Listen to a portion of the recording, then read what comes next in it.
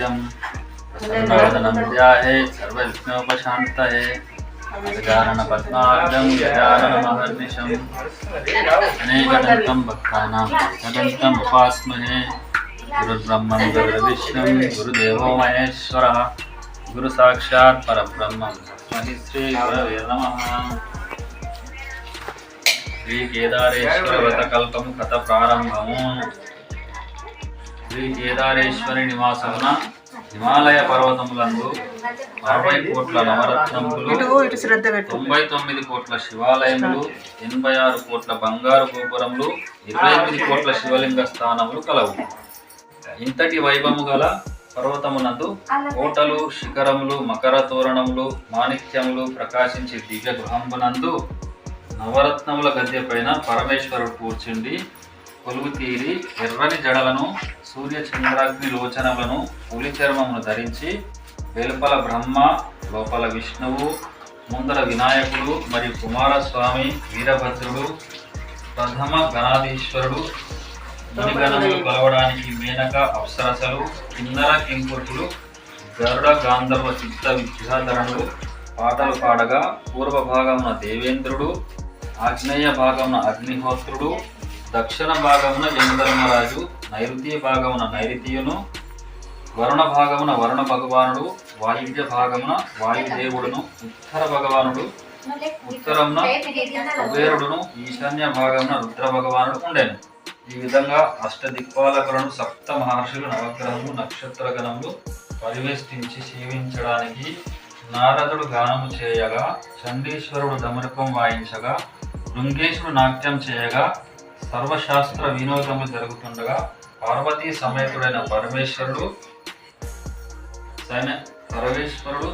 పేరులంగమున సమయమున దేవతలు మునిగణంబులు పరమేశ్వరుని చూసి, దేవా ఎల్ల నోములను నోచుటకు వ్రతము చేయుటకు శ్రీపాద పద్మములు పొడగంటిమి, సకల ఐశ్వర్యములు పొందితిమి.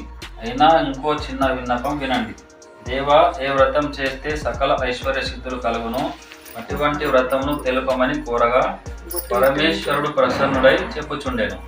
యుగములకెల్ల మొదటి యుగ కృతయుగమును, సంవత్సరముల యందు మొదటి ప్రభావ సంవత్సరమున, మాసముల యందు మొదటి చైత్రమాసమున, తిథులకెల్ల మొదటి పాడ్యమి తిథి రోజున, వారములకెల్ల మొదటి ఆదివారము, వ్రతములకెల్ల మొదట శ్రీ కేదారేశ్వర వ్రతము అయిన ఈ వ్రతమును దరిద్రులు నోచినచో ధన కనక వస్తువాహనములు కలుగును, పుత్ర పౌత్రాభివృద్ధి కలుగును, ఐశ్వర్యమును పొందెదరు.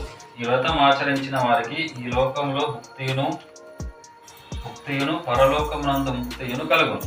ఈ కేదారేశ్వర వ్రతం చేయువారు అశ్వయుజ శుద్ధ మొదలుకొని 21 దినములు ప్రతిదినం ఉత్తరేణి పుడకలతో పళ్ళు తోముకొని మంగళ స్నానములు ఆచరించి శుచితుడై ఇంట్లో ఆవిపీడతో కలిగి ముత్యపు ముగ్గులు పెట్టి పచ్చని తోరణములు చుట్టి పాలవెల్లి అలంకరించి కింద ముత్యాల గద్దె పీటను పెట్టి దానిపై పరమేశ్వరుణ్ణి ప్రతిష్ఠించి ఇంద్రాగ్ని, యమ, నైరుతి, వరుణుల వాయు, కుబేర శాసలను అష్టదిక్పాలకుల్ని నిలిపి పంచ నైవేద్యాల్ని కూర్చి కన్నెపడుచులు వడికిన తెల్లని నువ్వులు, ఎర్రని పట్టు నువ్వులను 21 పోగులు పోసి 21 ముళ్ళు వేసి పంచామృతమును చిలికి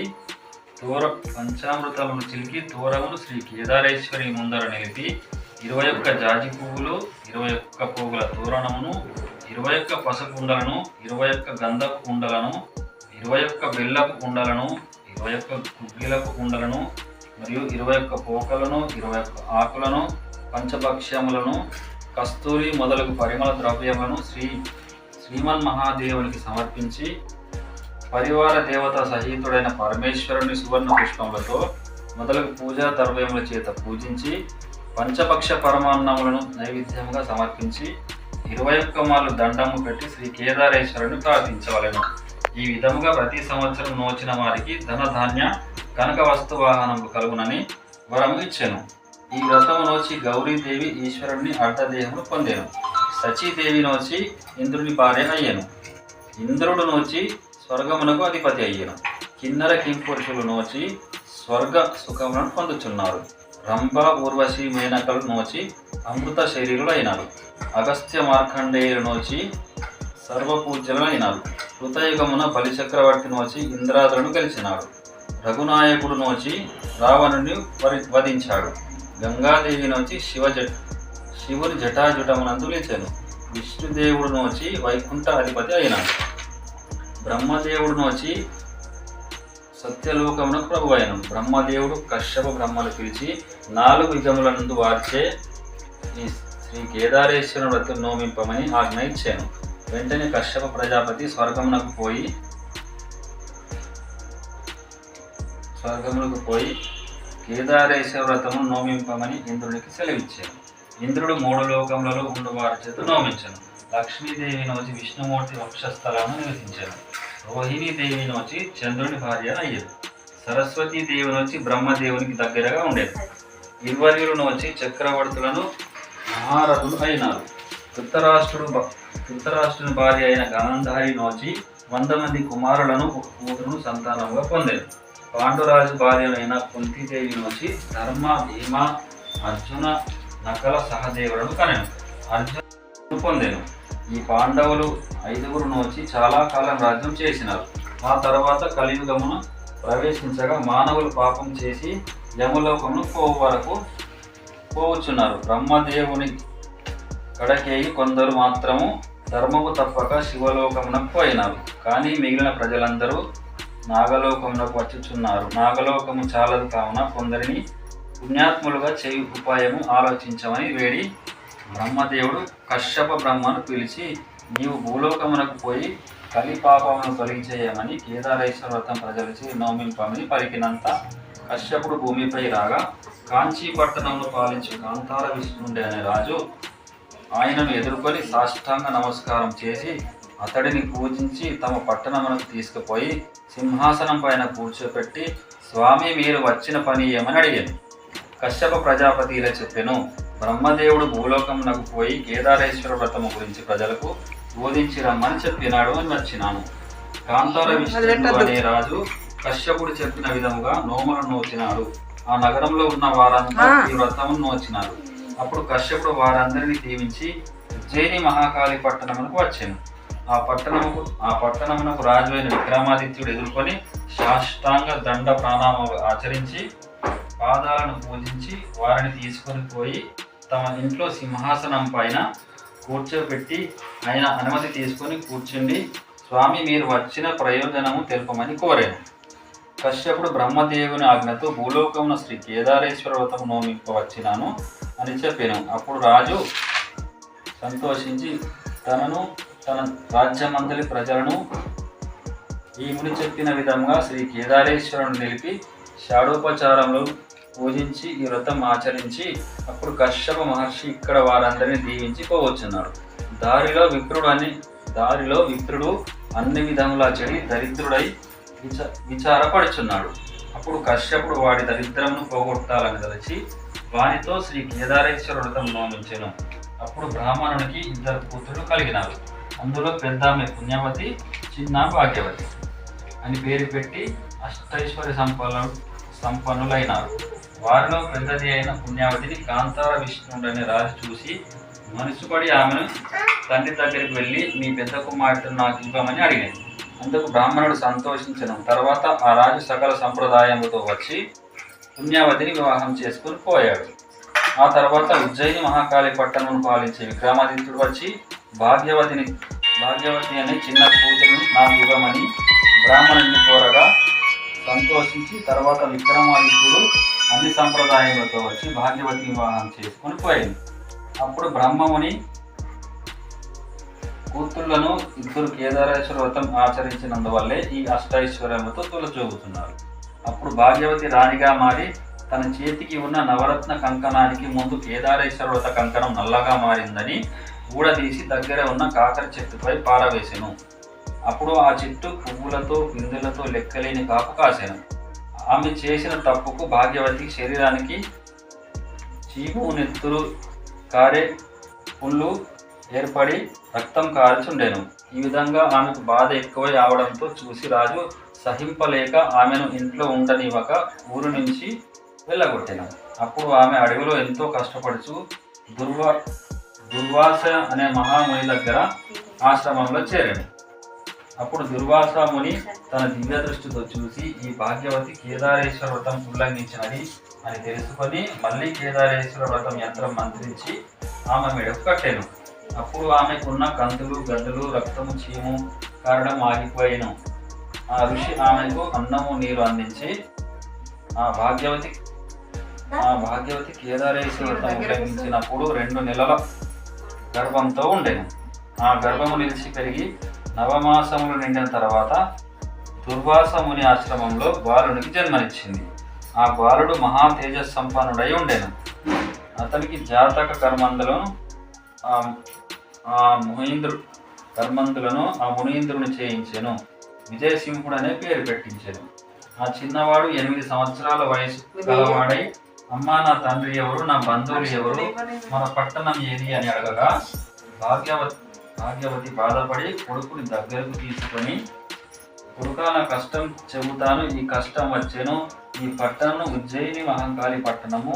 మీ తండ్రి విక్రమాదిత్యుడు, మీ పెద్ద తండ్రి కాంతార విష్ణుడు, మీ పెద్ద తల్లి పుణ్యవతి. నా కర్మం వల్ల మీ తండ్రి సహించక వెళ్ళగొట్టాను. నేను ఈ మార్గమున వచ్చి ఈ ఆశ్రమంలో చేరినాను. ఈ మునీశ్వరుడు కరుణించి నా కర్మ విమోచనం చేసినాడు. అప్పుడు ఆ పుత్రుడు తల్లి దగ్గరికి వచ్చి అమ్మ నేను పెద్ద తల్లి దగ్గరికి పోయి వస్తువాహనములు అడిగి తీసుకొని వచ్చేదా అని చెప్పి ఆ మహర్షికి తల్లికి నమస్కరించాను. అప్పుడు ఆ బాలుని దీవించి వెళ్ళిరమ్మని చెప్పాను. అప్పుడు బయలుదేరిన అతడు పెద్ద తల్లి ఉండే కాంచి పట్టణానికి చేరి పుణ్యవతి యొక్క ఇంటి వెతుకుచూపోగా ఆ గృహం దగ్గర ఉన్న సేవకులు అడ్డగించగా వారికి పుణ్యవతి మా పెద్ద తల్లి అని చెప్పాను. అప్పుడు ఆ సేవకులు పోయి పుణ్యవతికి చెప్పగా ఆమె వచ్చి బాలకుని చూసి క్షేమ సమాచారాన్ని అడిగి వారిని అంతఃపురంలో తీసుకొని పోయి స్నానం చేయించి భోజనం పెట్టించినారు. తిన్న తర్వాత వారిని చూసి మీకు ఎంత కర్మము వచ్చినది, ఇన్ని రోజుల నుండి కష్టపడుతూ రాకపోతిరి అని బాధపడింది. ఆ తర్వాత కొన్ని రోజులు తన వద్ద ఉంచుకొని తర్వాత ఆ బాలుని తన తల్లి దగ్గరకు వెళ్ళుటకు సెలవు ఇవ్వమని తన పెద్ద తల్లిని అడగగా ఆమె సరేనని చాలినంత డబ్బులు ఇచ్చి వాని వెంబడి సేవకులను ఇచ్చి పంపాను. అప్పుడు కేదారేశ్వరుడు కోపించి దారిలో డబ్బులు అంతయు మాయం చేశాను. దానికి ఆ చిన్నవాడు బాధపడి తిరిగి పెద్ద తల్లి వద్దకు పోయి జరిగిన కథ చెప్పాను. అది విని ఆ పిల్లవాడిని బాధపడవద్దని చెప్పి కొన్ని దినములు ఉంచుకొని మరలా కొంత డబ్బులు ఇచ్చి పంపాను. అప్పుడు ఆ బాలుడు కొంత దూరం రాగానే ఆకలి వేయడంతో అక్కడ ఒక నీటి కొలను ఉండేది. దాని ఒడ్డున డబ్బును పెట్టుకొని భోజనం చేయుచుండగా వాయుదేవుడు వచ్చి డబ్బును అంతా ఆ నీటి కొలనులోనే పడవేసింది. అప్పుడు ఆ చిన్నవాడు బాధపడి తిరిగి కాంచీ పట్టణంకు వచ్చి తన పెద్ద తల్లికి జరిగిన సంగతి తెలియదు. అది విన్న ఆమె వారిని మరీ కొన్ని రోజులు ఉంచుకొని మరలా కొంత ద్రవ్యం నుంచి పంపాను. అప్పుడు వాడు వచ్చిచుండగా తువ్వలో కొందరు దొంగలు వారి ద్రవ్యము తోచుకొని పోయింది. దానికి వాడు దుఃఖపడి ఏది తోచక విచారించుండగా నోమిన వారికి నోమిన కద్దు, నోమని వారికి ఇటువంటి కష్టములు కలుగునని ఆకాశవాణి పలికెను. అది విని చిన్నవాడు తిరిగి పెద్ద తల్లి దగ్గరకు పోయి ఆమెకు దొంగలు కొట్టిన సంగతి ఆకాశవాణి పలికిన మాటలు చెప్పెను. ఆకాశవాణి పలుకుల గురించి పెద్దలను అడగక వారు ఆలోచించి మీ తల్లి ఏ వ్రతమైనా ఉల్లంఘన చేసి ఉన్నదా చెప్పమని అడిగాను. అప్పుడు పుణ్యవతి చిన్నవాడిని చూసి మీ తల్లి కేదారేశ్వర వ్రతం నోముచున్నదా అని అడగగా దానికి ఆ చిన్నవాడు నాకు తెలియదు, ముందు ఏమి నోమినదో కానీ నేను పెరిగినప్పటి నుండి నోమటం లేదని చెప్పాను. అప్పుడు ఆమె ఆలోచించి వానిచే నోమించి శ్రీ కేదారేశ్వరుని తోరణము వాని మెడకు వేసి వానికి చాలా డబ్బులు ఇచ్చి పంపింది. వాడు ముందు వచ్చిన మార్గమును వచ్చిచుండగా కొలను వద్దకు వచ్చి భోజనము చేయుచుండగా కేదారేశ్వరుడు దర్శనం ఇచ్చి మీ సొమ్ము మాకెందుకు అని చెప్పి మునుము దారిలో మాయం చేసిన ధనము తెచ్చి ఇచ్చాను. అది తీసుకొని సంతోషంతో వచ్చుచుండగా వాయుదేవుడు దర్శనమిచ్చి మీ డబ్బులు మాకెందుకు అని తిరిగి ఇచ్చాను. తిరిగి కొంత దూరం వచ్చేసరికి దొంగలు కూడా తాము ముందు పిల్లవాని వద్ద నుండి తీసుకున్న ధనము కూడా తెచ్చి ఇచ్చినారు. ఇందుకు ఆ పిల్లవాడు చాలా సంతోషపడి వచ్చుచుండగా వాని తండ్రి అయిన విక్రమాదిత్యుడు వేటకై వచ్చి ఆ చిన్నవాడిని చూసి అతని తేజస్సుకు ఆశ్చర్యపడి ఇతడి ఎవరి కుమారుడో తెలుసుకొని రమ్మని తన భటులకు ఆదేశించినాడు. అప్పుడు అతడి దగ్గరికి వెళ్ళి విచారించుచు వారిని వెంట తెచ్చుకొని రాజు వద్దకు తీసుకొని వచ్చి, మీరు ఎవరి కుమారుడు అని అడగగా, మా పెద్ద తల్లి కాంతార విష్ణుడు, మా పెద్ద తల్లి పుణ్యవతి, మా తండ్రి విక్రమాదిత్యుడు, మా తల్లి భాగ్యవతి, మా పట్టణం ఉజ్జయిని మహాకాళి అని చెప్పాడు. అది విన్న రాజు తన కొడుకేనని నమ్మి వాణిని కౌగిలించుకొని కొంతసేపు బాధపడి, మీరు ఎక్కడ ఉన్నారని అడగగా, ఆ చిన్నవాడు మేము దుర్వాస మహాముని ఆశ్రమమున ఉన్నామని చెప్పాను.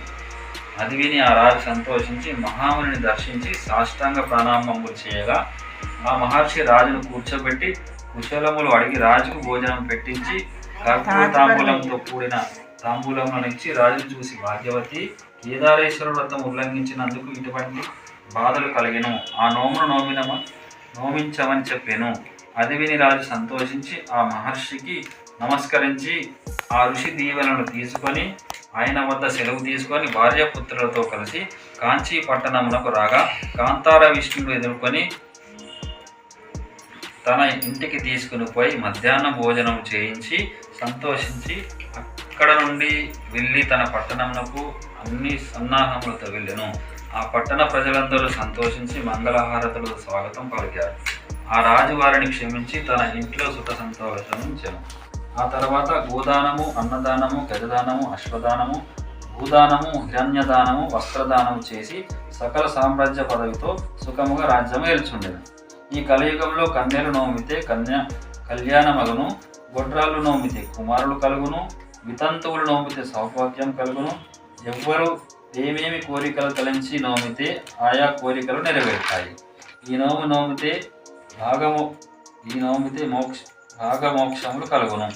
ఈ వ్రతము ప్రతి సంవత్సరం ఎవరు తప్పకుండా నోమినము ధన కనక వస్తువాహనము కడిగి పుత్ర పౌత్రాభివృద్ధితో వర్ధిల్లుతారు, చివరకు స్వర్గమును లభించును. ఈ కేదారేశ్వరుని పేరున గుడులు, అడవులు, చెరువులు, నూతులు, ధన నిక్షేపాలు, అగ్రహారములు నిర్మించిన వారికి అన్ని ఆనందాలు పొందుతారు. ఈ విధంగా వ్రతం తప్పకుండా నోమిన వారు స్వర్గం ప్రాప్తి లభిస్తుంది. వ్రతము తప్పితే భక్తి తప్పదు. ఈ నోము ఎవరు నోమినా, ఈ కథ ఎవరు రాసినా, చదివినా, ఎవరు విన్నా ఆయురారోగ్యములు కలిగి అష్టైశ్వర్యములు కలిగి ధన కనక వస్తువాహనము కలిగి పుత్ర పౌత్రాభివృద్ధి కలుగును, సుఖ సంతోషంతో వర్ధిల్లుతారు. శ్రీ కేదారేశ్వరుని కృప కలిగి వర్ధిల్లుతారు. స్కంద పురాణాంతర్గత శ్రీ కేదారేశ్వర వ్రత కథ సమాప్తం.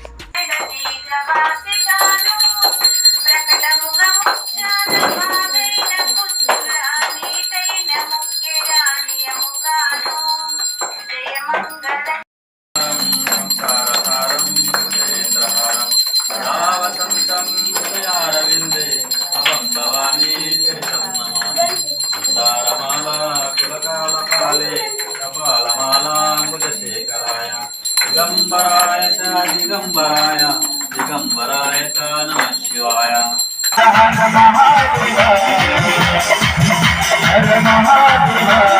శివ శివ శివ శివ సదా శివ, శివ శివ శివ శివ, శివ శివ శివ శివ సదా శివ, శివ శివ సదా శివ, మహాశివ సదా శివ, మహాశివ సదా శివ, మహాశివ సదా శివ, మహాశివ సదా శివ, హర హర హర హర మహాదేవ. శివ శివ శివ శివ సదా శివ, శివ శివ శివ శివ సదా శివ.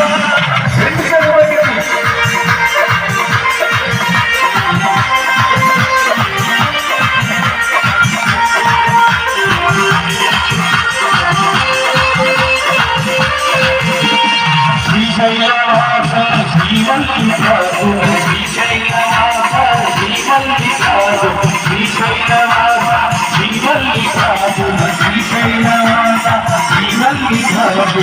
రమణ ప్రియ మనోరమ, రమణ ప్రియ మనోరమ, గంగాధర హర జటాధర, గంగాధర గంగాధర హర జటాధర, గంగాధర హర జటాధర.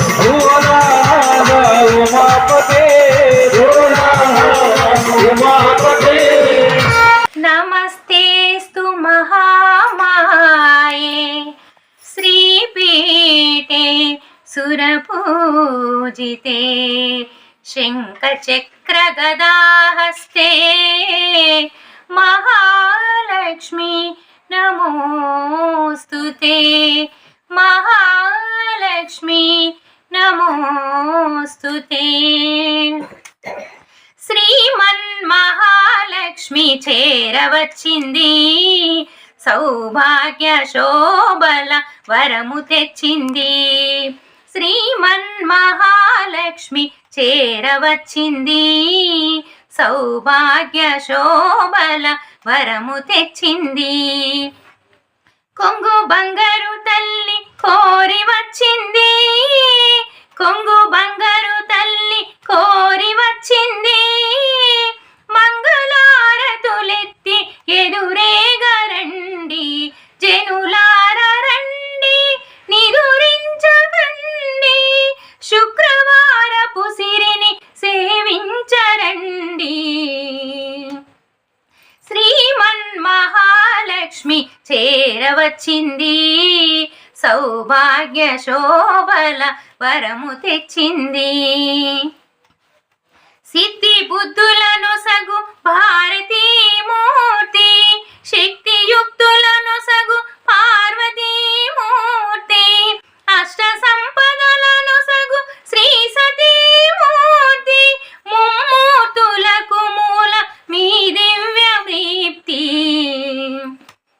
కలలేని కనులకు కనిపించదండి కలత ఎరుగని సతుల కరుణించునండి శ్రీమన్మహాలక్ష్మి చేరవచ్చింది సౌభాగ్య శోభల వరము తెచ్చింది ముత్తైదుగుల పసుపు కుంకుమల సాక్షి పారాని పాదాల అందియల సాక్షి పచ్చతోరణమున్న ప్రతి ఇల్లు సాక్షి నిత్య మంగళమిచ్చు నట్టిల్ల సాక్షి అటువంటి ఇల్లే కోవెలగయించి కొలుగుండు ఆకలిమి కానాచి వచ్చి శ్రీమన్మహాలక్ష్మి చేరవచ్చింది సౌభాగ్య శోభల వరము తెచ్చింది శ్రీమన్మహాలక్ష్మి చేరవచ్చింది సౌభాగ్య శోభల వరము తెచ్చింది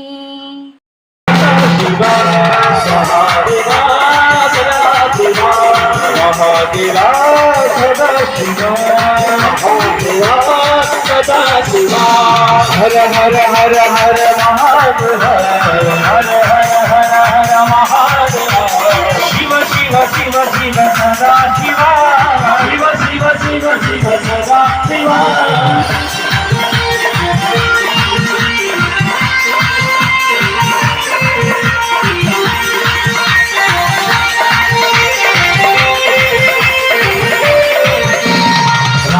శివ ఇటు రామ శివ శివ మహాదేవ శివ మహాదేవ సదా శివ మహాదేవ సదా శివ హర హర హర హర మహాదేవ హర హర హర హర.